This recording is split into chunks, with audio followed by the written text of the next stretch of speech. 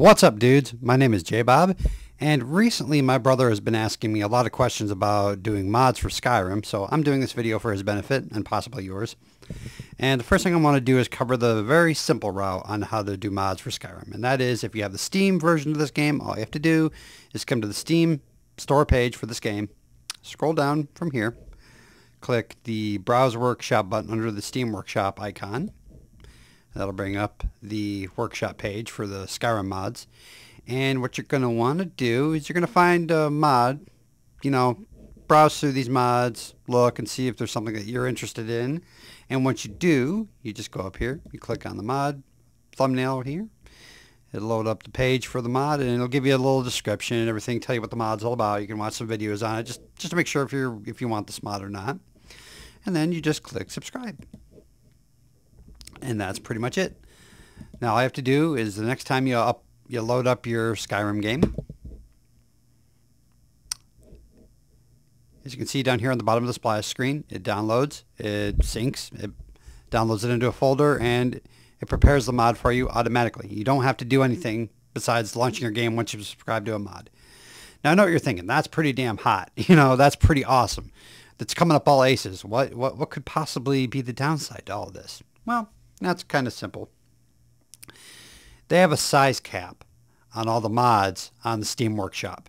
So that means that if you try to get a bigger mod like Frostfall or Basic Needs and Diseases like I use in my gameplay videos, you're not going to get the full mod. You're not going to get all the options, the perks, and everything. It's just not going to be the full shebang.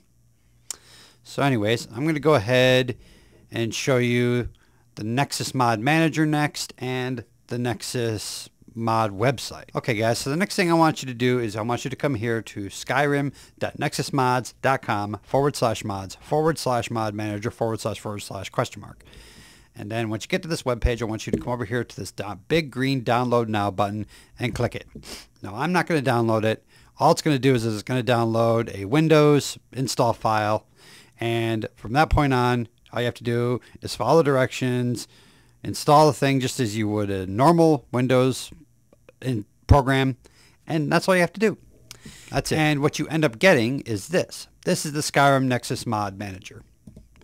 And it lists all your mods down here, all nice and neat for you. I got something like 30 plus mods in my game, and these are all high quality mods. And I'm going to do you guys a favor. I'm going to put all these mods, a link to these mods in the description. It'll take a lot of work, but these are all good mods. They work together as far as I know. And yeah, that's pretty much it. The next thing we're going to discuss is the Nexus mod page itself. Guys, this is the Skyrim Nexus mod website itself. And this page specifically is the top 100 most endorsed files of all time. And I recommend coming here just to browse around to see what the best mods are. You can go around and bounce around this place and, look for mods on your own, but I recommend coming here first just to get a feel for things and find out what mods are what and, what are the best ones. And these are pretty much the safest mods. They're made by people that really care about their mods. And just to start you out, we're going to go down here and let's see if I can find okay, Cloaks of Skyrim. It's a very small, very easy mod that just all it does is add 100 cloaks to your game. There's no cloaks in Skyrim to start off with, but this one adds it. Okay, and once you get into the page itself, to download the mod into your Skyrim Nexus Mod Manager down here, all you need to do is click this button, Download NMM, which means it's specifically for the Skyrim Nexus Mod Manager. And that'll upload a third-party program, which will send a signal to your Skyrim Nexus Mod Manager, and then you can install your mod, which is very simple. I have a bunch of mods ready to go, so what we're going to do is we're going to install Immersive Armor. We're going to pretend that's the one I downloaded. And then all you have to do is click this big blue button up here with the green arrow. And that's it. It'll install your mod. It'll put it directly into your Skyrim data folder. That's all you need to do. Very, very simple. And that's it. Now some of these mods, it may take a few more minutes, than other mods. But, whatever. It's well worth it. Anyways, we're going to move on to the next section. Okay, guys, if you download a mod like Sky UI or Organized Favorites, you're going to want to download SKSE. And you're going to want to do this anyways because SKSE is the type of program that helps all mods that you download off the Skyrim Nexus work together perfectly. And you're going to eventually run into a mod that needs SKSE. So I'm going to recommend that you go ahead and download it right now. Now you have one of two options. They just updated the website. You can download this installer version, which again, it's quick and easy. You just download it, double click on the download folder, install it, follow the directions. But I'm going to show you the hard way. Come over here and click on 7-zip archive and download it. Open it up. And we're going to minimize this. And then we're going to go over here and we're going to go into your computer hard drive. Double click. Come down here to program files times 86. Double click. Then we're going to scroll all the way down until we get to, and if you're like me, you're going to use the Steam folder. That's what I have. You're going to double click on the Steam folder, come down here to Steam Apps, double click Common, scroll all the way down until you find Skyrim, double click that, and there you are.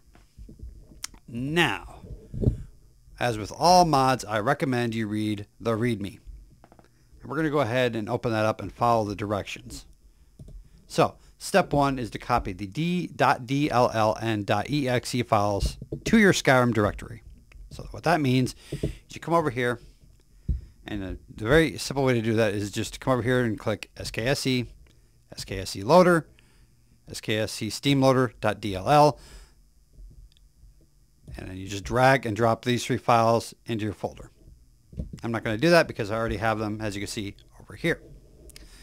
Now, step 2 is to copy the PEX files in the data scripts folder into your data scripts folder into your Skyrim installation. So, we come up here, we double click on data, double click on scripts, and that opens up all these. So what you do is you highlight these folders, hold Control, click A on your keyboard, and then you open up data, scripts, and then you drag and drop all these into here. All right. Again, I'm not going to do that because, as you can see, I already have them here. So the next part you do, as it says in the README, copy the .psc files in the data scripts source folder into your data scripts source folder in your installation. So you come up here. There's the source file. You double click on it. Again, you hold Control, hit A, highlight everything. Come up here, open up the source. Bring this back. And you drag and you drop in here. Boom. You're done. That's it. SKSE is installed. Now all mods in the future, outside of SKSE getting updated in the future, will work perfectly. At least in theory, if you did this correctly. I will warn you that every once in a while SKSE will get an update and you may have to bump up to the newer version as mods get updated and everything like that, and it may be a pain in the butt. But again, if you're going to use something like SkyUI, it's okay, guys. Worth it. I'm going to show you one more thing you're going to need to do to get your Skyrim mods to run correctly every time running through SKSE. And that's basically creating a Skyrim SKSE loader shortcut. So what you're going to want to do is you're going to want to come over to skse.loader.exe, right click on it, and create shortcut. Then it'll make another copy. You bring it over here on your desktop. Then you right click on it, come down here, click rename, and then rename it Skyrim. We're going to call it Skyrim 1 because I already have a Skyrim icon down here.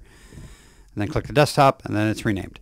So then what you do to get this neat little icon like I got down here, what you do is you right click it again, hit properties, click change icon, and it'll give you the stupid guff right here. There's no icon, blah, blah, blah, blah. Okay, just click OK.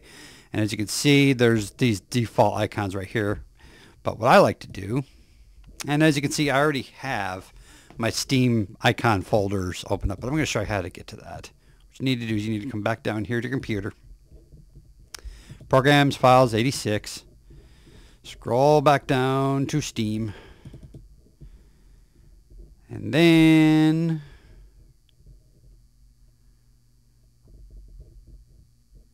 double click Steam, double click Games, and there it is. That's your folder. And you come down here, scroll down. I got a lot of games. There's your icon. There's your Skyrim icon. You click on that, click open, click OK, click apply, click OK. Guys, before we go, I'm going to show you one more thing you're going to need to make sure that your mods work together and do it all friendly like. And that's to come here to Skyrim.nexus mods and download the boss utility.